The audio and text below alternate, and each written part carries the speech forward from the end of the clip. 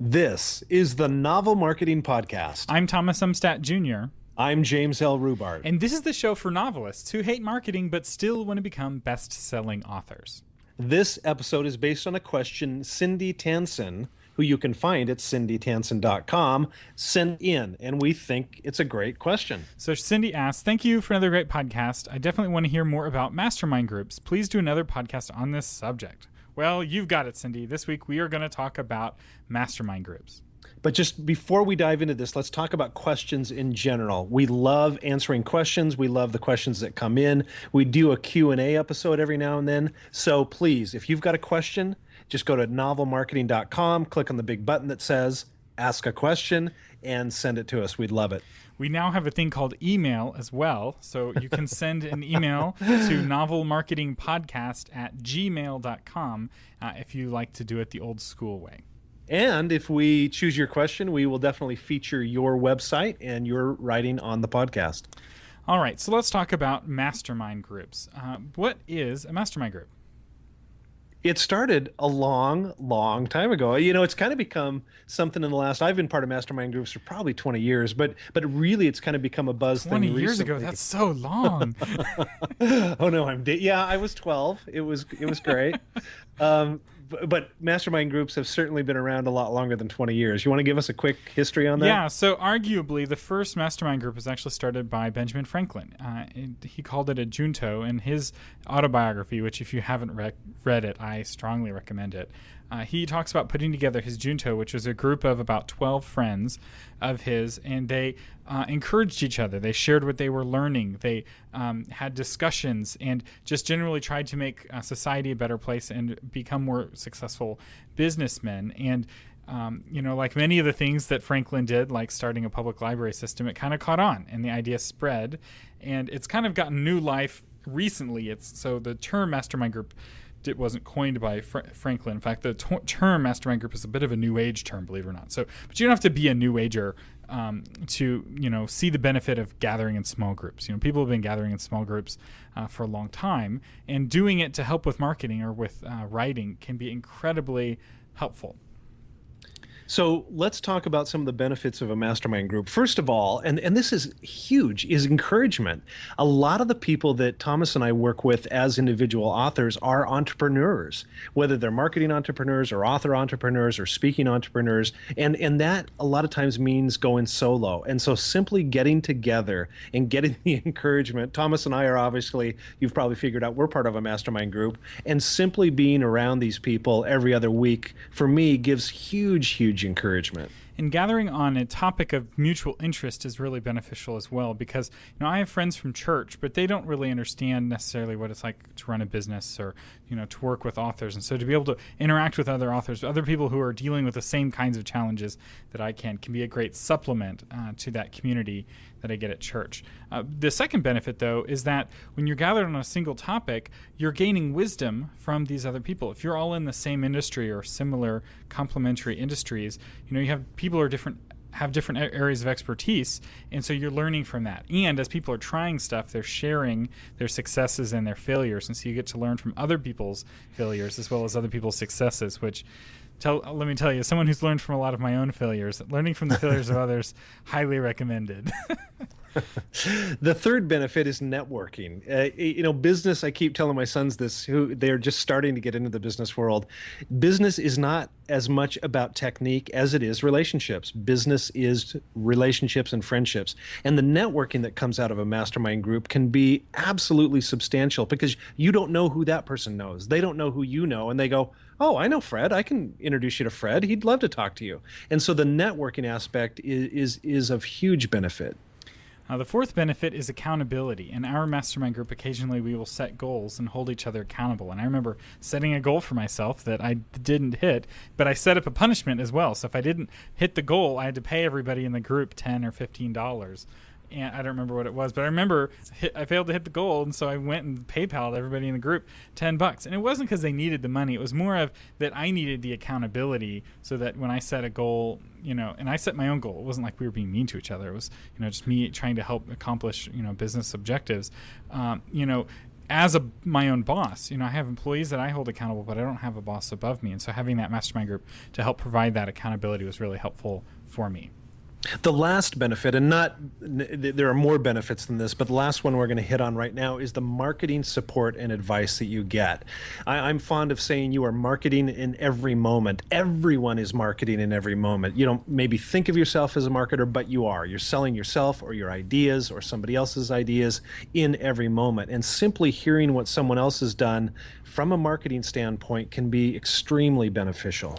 And help. So often you help market each other's books. So it's nice if you're in a mastermind group with people who have 5, 10, 20,000 Twitter fans or followers. So, when they send out a tweet on your behalf because they're friends and they've been working with you on the project, that helps get out the word as well. So let's kind of take you through our mastermind group. We'll talk about other mastermind groups formats later and how you can start your own. But in our mastermind group, we meet online every 2 weeks, and we open up by just kind of sharing an update. Everybody shares what they've been working on or what they're struggling with, or kind of life news. You have a couple minutes, what's new in your life in the last 2 weeks. And then we either have someone share something that they've learned, so they present on something they've discovered on their own, or we have a hot seat. And the hot seat sessions are the ones I enjoy probably even more than what someone's learned. And that's where one person basically opens up their business or their project, and everybody else gives them feedback and encouragement. So they kind of explain some challenge that they're facing or some dilemma, and everybody kind of swarms in around them to help them get over that obstacle. One thing I want to mention, expand on a little bit that Thomas said, and that is, Thomas said we open up and take a couple of minutes. I would encourage you, if you're starting a mastermind group, to make that firm, a couple of minutes, because in every group you're going to have somebody that the definition of a couple of minutes for them means 15 minutes, and they'd take 20 if they could. So you need to be firm about that, and then have somebody in the group that's kind of the leader or kind of the person that just kind of keeps things going. We have one in our group that kind of goes, okay, your turn, Thomas, or your turn, Jim, and give them the power to say, hey, we're getting on, we need to move on. It doesn't have to be, you don't have to be a dictator about it, but make sure you try to stick to whatever time frame you establish, and keep it focused. So another thing we should probably talk about mastermind groups, there's two kinds. There's free mastermind groups and paid mastermind groups. And paying money for a mastermind group can be an incredible investment. I know people who pay $500,000 a month to be a part of elite mastermind groups. And the benefit of that is, one, you're getting access to a guru you may not get before. So I know Cliff Ravenscraft, podcast Answer Man, he used to host lots and lots of mastermind groups. And his were pretty expensive, a couple $100 a month to be a part of the mastermind group. But you got access to Cliff, which was, not everyone has access to Cliff Ravenscraft. He's a big head honcho podcasting guru, and there's not enough of him to go around. But more than that, you also got access to other podcasters who are at your same level or maybe better at one area and not as good as you at another. And it's not about necessarily learning from the guru as much as it is about learning from the guru and the other members of the mastermind. So the other benefit of a paid is that often it extends your network even more, because you probably are less likely to know the other folks in the mastermind group, and they become really good friends through the process of being in a mastermind together. Whereas a free mastermind, it's more of deepening pre-existing relationships. So the group that Jim and I are in together, no one pays. There's no guru at the top. It's a collection of authors who are also speakers at conferences. Is kind of, I guess, the one thing we all have in common. And we each bring something to share, and we each bring something to learn, and there's no money that exchanges hands. But that's an important point that Thomas brought up, that we all have this similar, we're all speakers, we all are entrepreneurs. And so you do want to form a group of like-minded people. You don't want somebody that comes in and says, well, I'm brand new, I'm beginning. If you're all beginning in a certain venture, great. But you probably want to be careful to get people that are your same level of experience, same level of being able to give back to one another. Because a mastermind group really needs to be you getting something, but you also giving something that the other people can benefit from. That's right. And a lot of the top indie authors are all in mastermind groups with each other. There's probably 5 or 6 mastermind groups that encompass the top probably 50 independent authors. And so I don't know how many of these are paid and how many of them are free, but they're sharing what they're learning, and there's a lot, and they're learning faster because they're learning from each other. And so you kind of have to earn your way into one of those groups or create your own and then all help each other level up. So and another way to think of this is a writing critique group can act as a mastermind group where you're getting together with other writers. But you want to try, like Jim said, you want to find people who are at a similar level or one step ahead of you or one step behind you. But ideally where you're all learning at the same time and you can learn faster together. So let's talk about technology really quick. The best technology for a mastermind group is to meet in the same location in something called real life. If there's this thing that's come out, it's called real life high resolution, very clear audio and the visuals are really clear. The resolution is great, very low latency. That's supposed to be funny, Jim. You're not laughing. So, no, seriously. Inside. Yeah, if you can meet in real life. And some groups, to meet in real life, they only meet 2 or 3 times a year or 4 times, once a quarter, and everyone flies to a location together and they spend a day to be together in real life. Other people, it's a local mastermind group, and so they can meet in real life, no problem. But what if you are in this really obscure niche and you're having trouble finding other people locally, which a lot of folks struggle with? Well, in that case, I recommend Google Hangouts. If you've never used Google Hangouts, they're free, and you can see video of all 10 people or up to 10 people in your group at the same time. So you're kind of like a Bond villain talking to all your minions. You can see the video of all the different folks, and whoever's talking at the time, their video is bigger than the others. And it scales really well. It's very reliable, and it's probably the most painless way to do online video conferencing. And some people would say, oh, we can just do a phone conference. I would discourage that. There's something about seeing these people, and no, you're not in person, but my gosh, you're as close as you can get to it. And I like seeing the facial expressions. It's just, because I've done mastermind groups where it's been just on a phone conference. I would encourage you to do the Google Hangout, the video where you can see each other. So much better. Although phone conference is still better than the final way to do it, which is email or a Facebook group. So I see a lot of groups that try to get started on email. And in fact, our mastermind first started as an email-only mastermind. And it didn't really take off until we started meeting face-to-face on our computers. But again, email's better than nothing. So in-person is best, Google Video Hangout second, phone conference third, and then email/Facebook. And let's talk for a second about email and in-person with our group, because we are spread out all over the country. We meet twice a month. So our meeting is every Wednesday at 10:30 Pacific time, 12:30 Central time. 1:30 Eastern. We have somebody in every time zone. So we do. We have somebody in every time zone, which is fun. So we meet every other Wednesday, and we love doing that. But we also do have a group email where we are communicating with each other very, very frequently. There's at least a couple of emails a day. So we do stay in touch that way as well. That's right. And email is a great way to augment any of these in person, etc. So I'm not against email in and of itself. I just think that email by itself is it's not enough. So agree. Right. And then the other thing we do real quick is once a year we do get together in person. We've chosen January. We think that's a great way to kick off the year. And so as Thomas said, you can certainly find a way. Some people once a quarter, our group meets once a year in person, and we take 4 days, and that is incredibly rich time. So that's our mastermind group. Your mastermind group will be different. And let's talk about some other formats. So the first format I'd like to share other than our own is Franklin's Junto format. If you're going to classic, follow somebody, why don't you follow the great Benjamin Franklin? So their format was they would typically open with some discussion questions, and I just have a couple sample ones here. So one is, has any citizen in your knowledge failed in his business lately, and what have you heard of the cause? So they're really wanting to learn from failure, particularly people in their community. And then another question, have you heard of any citizens thriving? Is somebody doing well in business? And by what means? What are they doing well to succeed? So they really wanted to know, what are people doing that's causing them to fail? What are people doing that's causing them to succeed? There's probably dozens of questions. You can Google it. There's a whole Wikipedia page just on Franklin's Mastermind.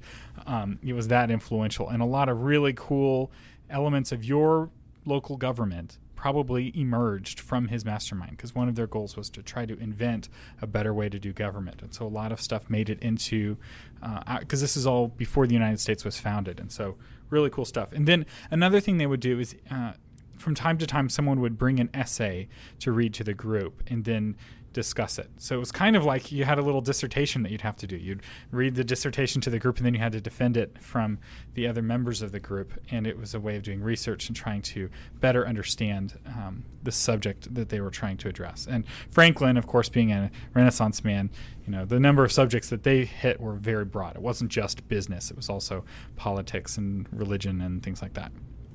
Another thing to do is follow the classic format of everyone brings a question that revolves around the focus of the group, and then everyone brings a tip or a resource to discuss. And you can see just those two things could easily fill up an hour. And that's another thing we should mention. Or an afternoon.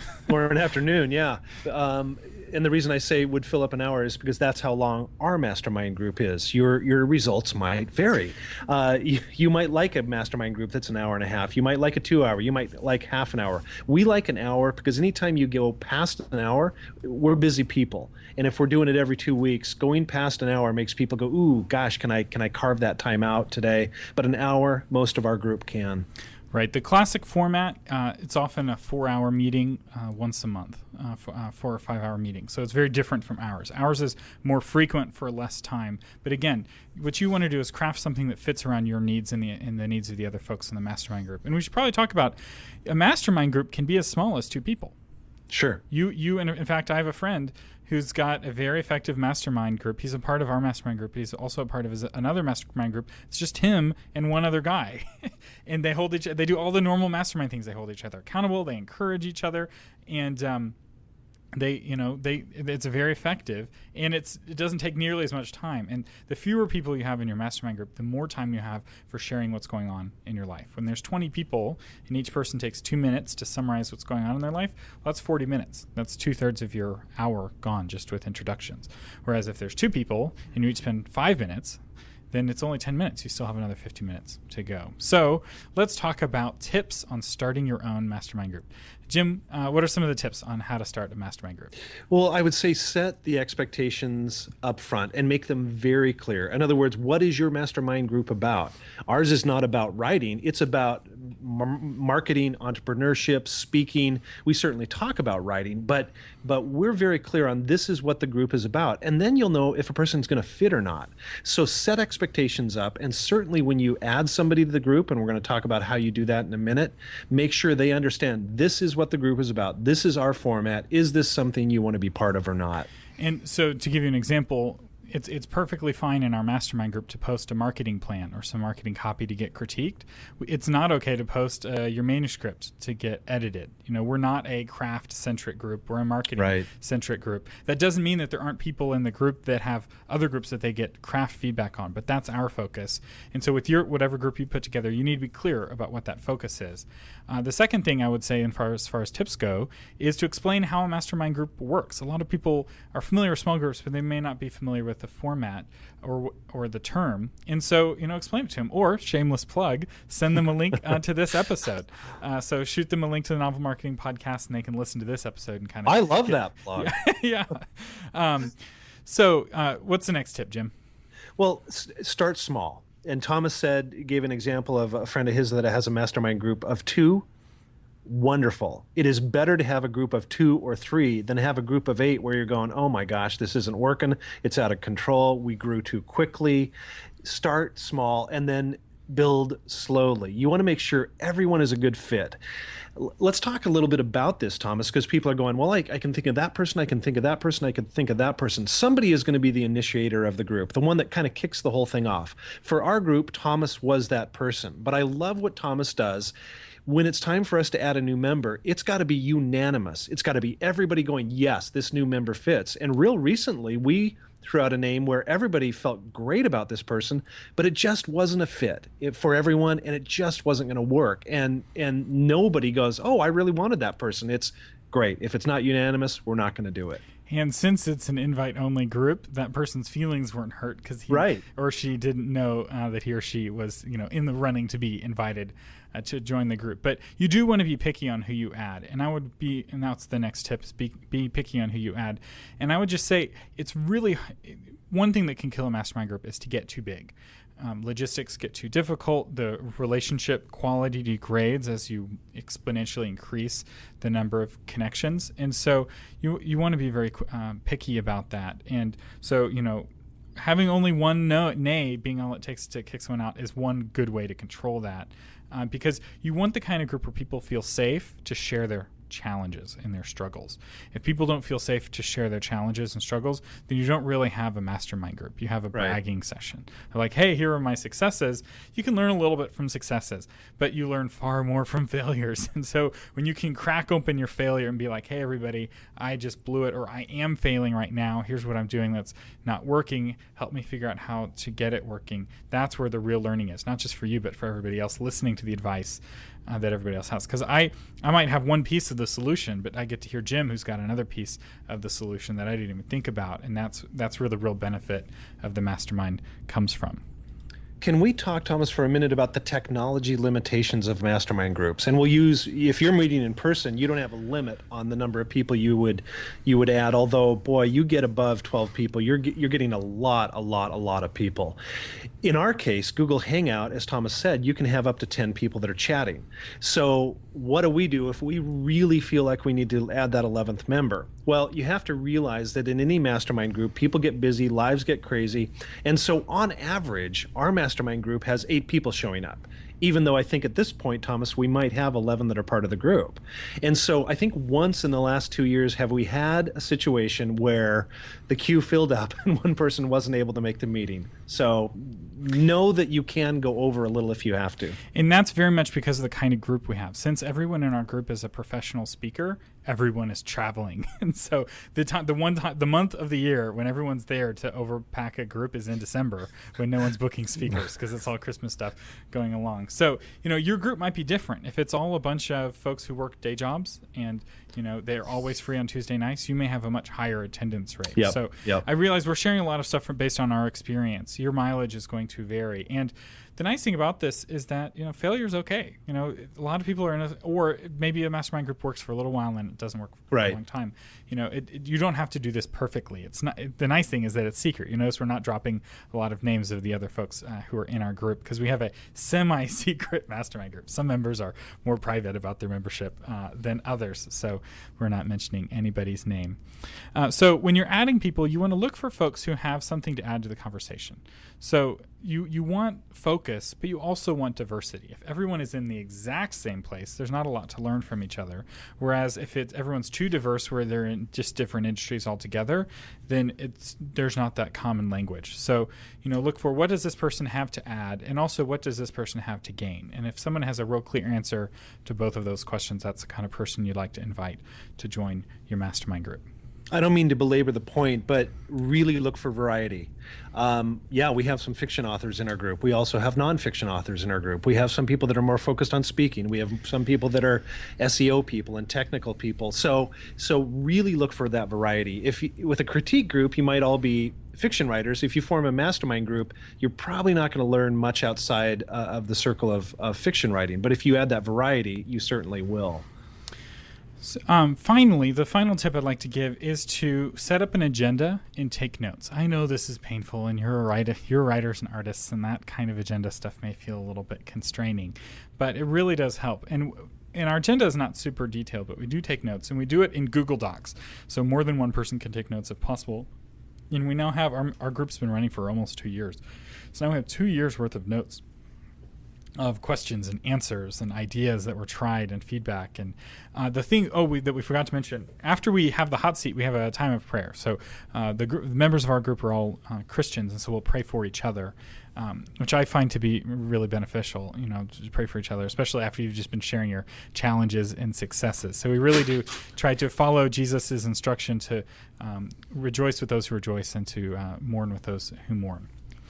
And the other thing about that, just real quick, is during the week, sometimes during the 2 weeks in between, we'll send out, I'm really struggling with this, and you can give some people some quick prayer or some quick encouragement. So that definitely extends on the times we're not meeting as well. All right. So Jim and I have thought about the idea of hosting a paid mastermind specifically for fiction marketing. So we're not announcing anything yet, but if that's something that you're interested in, or if you'd like to be notified when that happens if it happens, do leave us a note. Go to the novelmarketing.com, click the Ask a Question, and then in your question just say, I'd like to know more about a paid mastermind. And that would be, Jim and I would both be on the call. It would be, a small group where we'd be able to go much deeper than what we're able to do with the general advice in the Novel Marketing Podcast. So if that's something you're interested in, let us know. We're kind of wanting to gauge the audience demand for something like that. Yeah, we love doing the Novel Marketing Podcast, but there's something about working specifically with authors on their specific marketing plan and challenges that, I don't know, just really jazzes us. Yeah. All right. Well, thank you for listening to this episode of the Novel Marketing Podcast. If you have a question, like the question that spawned this episode, so we throw out ideas all the time. Cindy said, hey, I want you to go into more depth. We went into more depth. We could do the same for you. All you have to do, go to novelmarketing.com, click Ask a Question, let us know what you'd like to know more about, and who knows, maybe there'll be an episode on that in the future. This edition of the Novel Marketing Podcast has been brought to you by My Book Table. I would say it's a must-have plugin if you have a WordPress site. It's help you sell more books. You can make some money through affiliate programs like Amazon's and Barnes & Noble. For more information, go to mybooktable.com. Thank you for listening to the Novel Marketing Podcast, giving you novel ideas on how to sell yourself and your writing online, offline, and everywhere in between.